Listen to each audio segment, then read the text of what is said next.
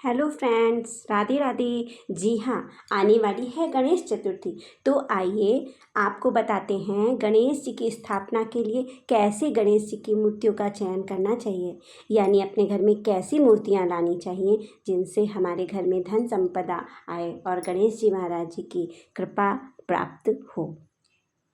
तो सबसे पहले गणेश जी की जो भी मूर्ति घर में लानी है उनको हम बैठी या लेटी अवस्था में लाएंगे। हम कभी भी खड़ी अवस्था की मूर्तियाँ नहीं लाना चाहिए, क्योंकि ये गणेश जी जब खड़े होते हैं तो संहार करते हैं।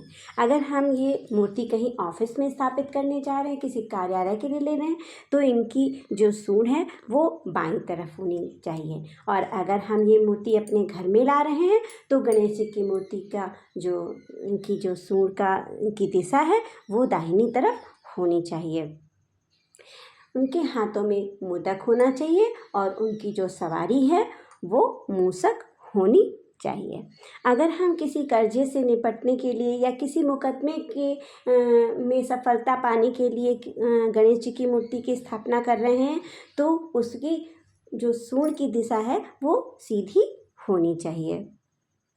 दाईं तरफ जिनकी सूंड की दिशा जो गणेश जी की होती है वो गणेश जी आसानी से प्रसन्न तो नहीं होते हैं, लेकिन अगर इनका विधि पूर्वक पूजन करा जाए तो वो प्रसन्न हो जाते हैं और वे जाते जाते हमें धन वैभव संतान सब कुछ दे करके जाते हैं।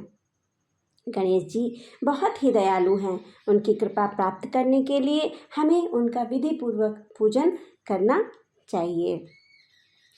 और आजकल के उसमें हमेशा ये ध्यान रखना चाहिए कि हमें भी कोई सिंथेटिक या किसी और चीज़ की बनी मूर्ति घर में नहीं लानी चाहिए। हमें जब भी कोई भी मूर्ति लानी हो तो हम उसे मिट्टी की ही लाएं, मिट्टी से ही बनी हुई मूर्ति का पूजन करें जिनको हम आसानी से विसर्जित कर सकते हैं। यही सब कुछ बातें थी जो हम आपको बताना उचित समझते थे। आशा है आपको मेरी ये बातें अच्छी लगी होंगी, जानकारी रोचक होगी। इन्हीं के साथ मैं अपने शब्दों को विराम देती हूँ। जय जय श्री राधे, श्री गणेशाय नमः।